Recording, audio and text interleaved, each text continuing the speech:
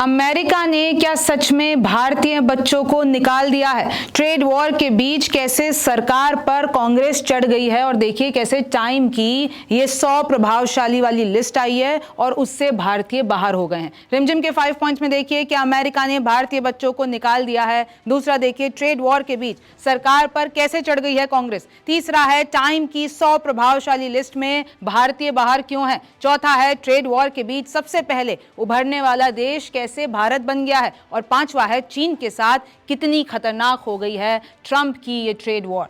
नमस्ते, मेरा नाम रिमझिम जेठानी और आप रिमझिम के 5 पॉइंट्स देख रहे हैं। देखिए क्या हो रहा है अमेरिका में इस वक्त कि इंडियन स्टूडेंट्स को अथॉरिटीज की तरफ से कहा जा रहा है कि हम आपका वीजा रिवोक कर देंगे और कुछ लोगों के साथ तो ऐसा हो गया है। तो जब सरकार से MEA से इस पर जवाब मांगा गया तो उन्होंने कहा कि देखिए यूएस में जो स्टूडेंट्स के साथ हो रहा है हम उसके टच में हैं और हम बराबर इस पर नजर रख रहे हैं। आप देख सकते हैं कैसे कम्युनिकेशन रिसीव किए जा रहे हैं। क्या बोलता है MEA यानी सरकार क्या जवाब देती है। Several Indian students have received communication from the US government regarding F1 visa status which happens to be the student visa. We are looking into the matter. ये हमारे MEA की तरफ से यह बयान आया है। अब देखिए अगर मैं आपको रिपोर्ट की बात बताती हूँ, एक इंडियन है और 4 जनों में एक ये इंडियन है जो कि मिशिगन पब्लिक यूनिवर्सिटी में पढ़ रहा था ये बच्चा। तो उसने लॉ सूट फाइल कर दिया है कि इसका पॉसिबल डिपोर्टेशन हो सकता है, स्टूडेंट इमिग्रेशन स्टेटस इसका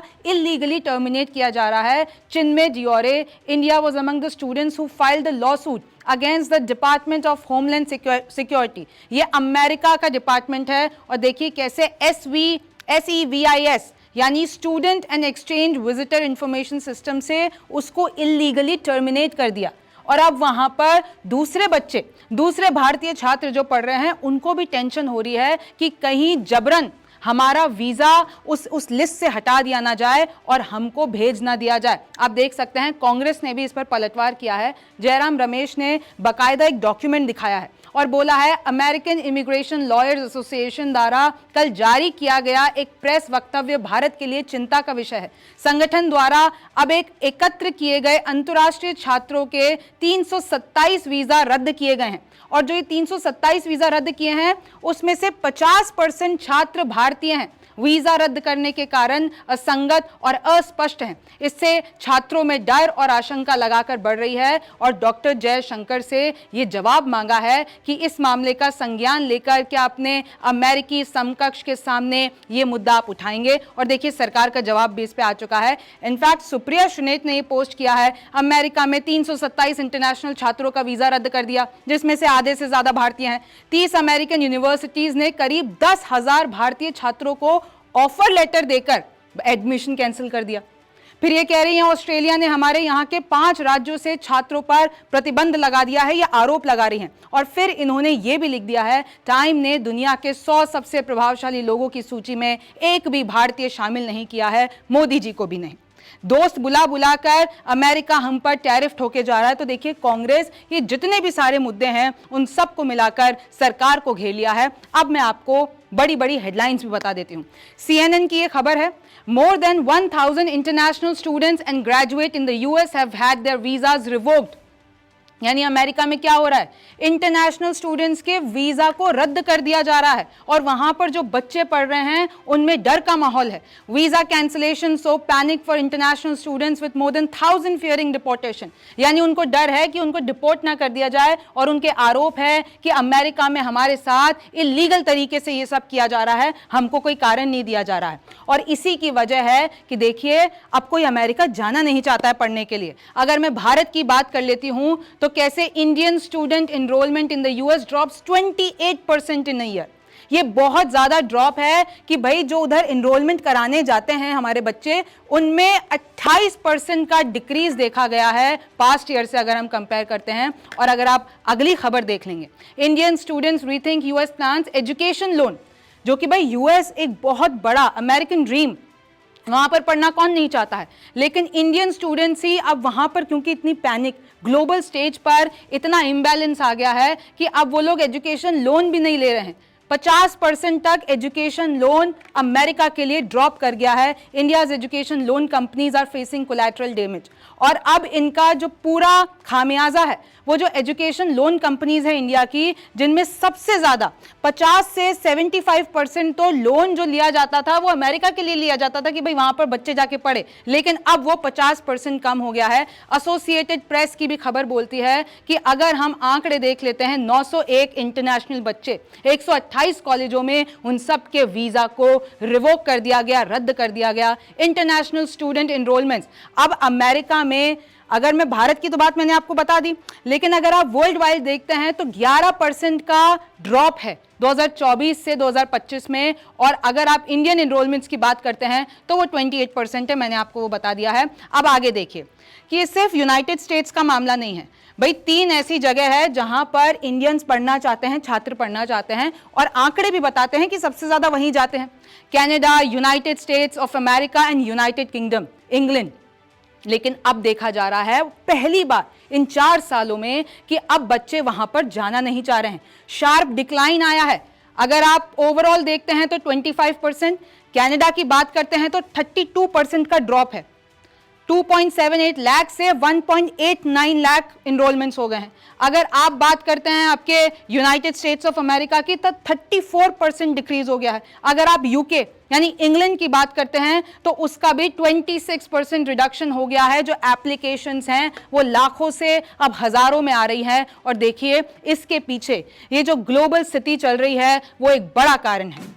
आप ये हेडलाइन पढ़ लीजिए कि ये जो ट्रंप का ट्रेड वॉर है उसमें इंडियन बच्चों को यूएस में कोलैटरल डैमेज बना दिया है। Indian students in the US in the form of deportation is a human tragedy. ये ह्यूमन ट्रेजेडी है और इसमें ये जो भारत और अमेरिका के रिश्ते हैं उस पर एक बड़ा सवाल लग जाता है। ये हेडलाइंस छप रही है। ट्रंप की टीम ने, मैं आपको बता दूं, ये एनालिसिस, ये एक्सपर्ट्स का कहना है कि जो ट्रंप की टीम जिस ब्रांच पे बैठी है ना, जिस पेड़ पर बैठी हुई है, उसी को काटने की तैयारी कर रही है। क्योंकि देखिए अगर हम एजुकेशन की बात करते हैं, अमेरिका में 10th बिगेस्ट यूएस एक्सपोर्ट, और अगर आप बात करेंगे इंटरनेशनल स्टूडेंट्स कि अमेरिका की इकोनॉमी को कितना बढ़ाते हैं तो आंकड़ा है $40 बिलियन। और फिर उसके बाद जो अमेरिकन जॉब्स हैं 3,68,000 जॉब्स उनको मिलती हैं, इंटरनेशनल स्टूडेंट्स। तो कहीं ऐसा तो नहीं कि ट्रंप का ये पूरा एक वो चल रहा है, आंदोलन चल रहा है कि भाई America, make America first again, make America great again, हम बस जो सबको हटा देंगे, हमारे ही लोग रह जाएंगे। तो देखिए इसलिए ये सब हो रहा है, ट्रेड वॉर हो रही है। अब मैं आपको बता देती हूँ किस तरीके से टाइम मैगजीन की 100 मोस्ट इन्फ्लुएंशियल लिस्ट जो आई है उस पर बवाल हो गया है, राजनीति भी हो रही है। क्योंकि इस बार एक भी भारतीय व्यक्ति इस 100 की लिस्ट में नहीं है। Not a single Indian named in times 100 most influential list. Trump का नाम है, मस्क का नाम है, एड शीरन का नाम है, और मैं आपको बता दूं इनफैक्ट यूनुस बांग्लादेश, देखिए Elon Musk, UK prime minister Keir Starmer, Bangladesh chief adviser Mohammad Yunus, ये सब टाइम मैगजीन लिस्ट में हैं, लेकिन भारत से कोई भी नहीं है। और देखिए पिछले साल की अगर मैं बात कर लेती हूं तो आलिया भट्ट हो गई, ओलंपियन रेसलर साक्षी मलिक हो गई, टाइम मैगजीन लिस्ट में ये सब फीचर किए गए थे। सत्या नडेला हो गए, वर्ल्ड बैंक के प्रेसिडेंट अजय बांगा हो गए, चाहे आप एक्टर देव पटेल को ले लीजिए, ये सब भारतीय लिस्ट में थे। लेकिन इस बार कोई भी नहीं है। और आप देख सकते हैं कि कैसे राजनीति इस पे कांग्रेस और बीजेपी के बीच हो रही है। भाई कांग्रेस कह रही है कि मोदी जी कितनी बार इस लिस्ट में आए हैं, चाहे आप देख लीजिए 2014 में आए और Modi was recognised for his significant political influence, 2014 में इस लिस्ट में आए, 2015 में भी आए क्योंकि उनकी ये जो हम्बल बिगनिंग्स और नेशनल लीडरशिप में वो आ चुके थे, 2017 में आए क्योंकि वो जो पूरा पॉलिटिकल लैंडस्केप है इंडिया का उनके आसपास घूम रहा था, 2020 में आए कोविड-19 पेंडेमिक में जो उन्होंने किया उसके हिसाब से 2020 में भी लिस्ट में आए, 2021 में भी आए क्योंकि nothing is dominance in Indian politics, जो इंडियन पॉलिटिक्स में जो उन्होंने डोमिनेंस बना ली थी और कैसे उनको कंपेयर किया गया था जवाहरलाल नेहरू और इंदिरा गांधी से। तो इस बार कांग्रेस कह रही है कि भाई इस बार तो कोई भारतीय नहीं है, तो ये भारत के लिए सही बात नहीं है, कोई भी भारतीय ना होना 100 इन्फ्लुएंशियल लिस्ट में। और इनफैक्ट उन्होंने जो पलटवार है वो मोदी जी पे भी किया है। और सुप्रिया सुले तो ये पूरा पोस्ट भी करती है। 1930 में टाइम मैगजीन ने बापू की तस्वीर पर्सन ऑफ द ईयर के अपने कवर पर छापी और टाइटल दिया था सेंट गांधी, यह होती है सत्य और अहिंसा की ताकत। और उन्होंने वो जो फोटो है वो शेयर कर दी है। इस तरीके से इस पर राजनीति चल रही है। और देखिए जो इस बार का पूरा एडिशन आया है उसमें इस तरीके से एड शीरन आपको दिख रहे होंगे और ये उनका कवर पेज है। आगे देखिए कि इंडिया के लिए एक बहुत गर्व करने वाली बात है कि कैसे आपको पता है ग्लोबल इकोनॉमी में बड़े से बड़ा शेयर मार्केट इस बार ध्वस्त हो गया है।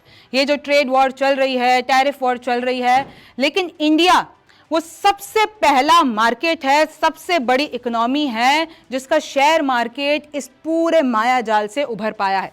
इंडिया आउटस्पेसेस ग्लोबल पेयर्स, यानी हमने जितने भी बड़े देश हैं उसको पीछे छोड़ दिया है। हमारा एकमात्र मार्केट ऐसा है कि ये जो पूरा ग्लोबल इकोनॉमी में जितने भी मार्केट्स नीचे गए थे टैरिफ वॉर के चलते हुए, तो अभी तक ये लोग उभर नहीं पाए, लेकिन इंडिया सबसे पहले उभर गया है। ये जो यूएस टैरिफ इंड्यूस्ड लॉज हैं, तो आप देख लीजिए, इनफैक्ट 16 की मार्केट जो कि ग्लोबली जिनकी स्टडी की गई, India is the only large economy where stocks have not only erase their post April 2 losses, यानी जो लॉसेज हुए थे हमने वो तो खत्म कर ही दिए, लेकिन हम ऊपर भी आ गए। तो देखिए इस तरीके से ये भारत के लिए गर्व करने की बात है। अब हम आ जाते हैं हमारे अगले सवाल पे कि चाइना और अमेरिका के बीच ये ट्रेड वॉर कितनी खतरनाक हो गई है। आप ये आंकड़ा देख रहे हैं, 245% टैरिफ, मतलब ये अविश्वसनीय है, अनबिलीवेबल है, आप इसको सोच ही नहीं सकते।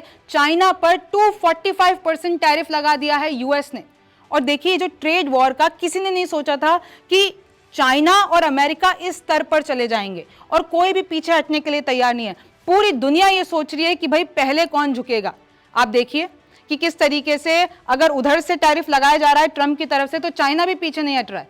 चाइनीज फॉरेन मिनिस्ट्री की तरफ से बयान आ रहा है कि tariff and trade wars have no winner, कोई भी जीतता नहीं है इन वॉर्स में। और आपको भी पता है कि अमेरिका कितना ज्यादा चाइनीज प्रोडक्ट्स पे डिपेंड करता है और कैसे चाइना की इकोनॉमी भी अमेरिका पर डिपेंड करती है। अगर ये जो टैरिफ और ट्रेड वॉर है इसमें कोई जीतता नहीं है, सर्वाइवर्स ही रह जाते हैं। China does not want to fight these wars but it is not scared of them.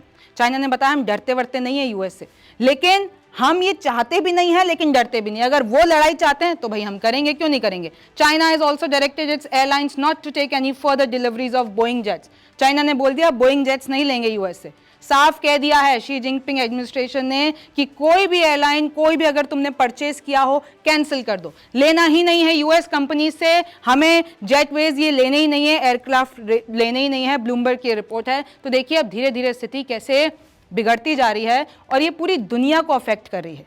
पूरी दुनिया में महंगाई का दौर, पूरी दुनिया में बेरोजगारी का दौर बहुत आगे जा सकता है। चाइना रीच्ड आउट, ये कहना है ट्रंप का बयान आया है, कह रहे हैं कि देखिए चाइना ने बहुत बार कोशिश कर रही है और वो हमसे बात करने का प्रयत्न कर रहे हैं, और जो ये ट्रेड टॉक है हमारी वो चल रही है और हम जल्दी ही किसी नतीजे पे पहुंचेंगे। और जो ये टिकटॉक डील है वो अभी होल्ड पर है। मैंने आपको पहले भी बताया था, आज फिर बता रही हूं कि जो यूएस और चाइना की ट्रेड वॉर चल रही है उसमें भारत एक विजेता बन के निकल सकता है। आप कहेंगे कि भाई भारत से तो कोई लड़ाई नहीं है तो कैसे विजेता। आप सोचिए कि चाइना के ऑल्टरनेटिव में अब भारत को देखा जा रहा है। India is being considered as a potential alternative. This trade conflict intensified by tariffs could redirect aircraft orders to Indian carriers, यानी जो एयरक्राफ्ट के ऑर्डर्स हैं वो इंडिया के पास आ सकते हैं। ऐसी बहुत सी चीज़ें हैं, ऐसे बहुत से फॉरेन इन्वेस्टमेंट्स हैं, ऐसी बहुत सी कंपनीज हैं जो अब चाइना ना जाके इंडिया आएगी, क्योंकि आपको पता है चाइना और यूएस का टैरिफ वॉर, अगर इतना सब कुछ टैरिफ आ गया है तो कोई भी बड़ा फॉरेन इन्वेस्टर, कोई भी बड़ी कंपनी वहाँ पर पैसा नहीं लगाना चाहेगी, क्योंकि वहाँ पर अभी हालात सही नहीं हैं। तो देखिए किस तरीके से ग्लोबली हर दिन हर पल चीज़ें चेंज हो रही हैं और इससे एक डिसबैलेंस सा बन रहा है। और उससे क्या हो रहा है कि हम और आप जो घर पे बैठे हुए हैं हमारी पॉकेट पर असर पड़ रहा है। हम लोगों को इससे जूझना पड़ रहा है, जो वर्ल्ड लीडर्स जो कर रहे हैं अपने रिवेंज प्लान में या कुछ भी करने के लिए। तो देखिए अब ये कहाँ तक जाएगा ये तो वक्त बताएगा। आपको इसके बारे में क्या लगता है मुझे कमेंट सेक्शन में ज़रूर बताइए। आप रिमझिम के 5 पॉइंट्स देख रहे थे। मेरा नाम रिमझिम जेठानी है। आपसे फिर मुलाकात होगी।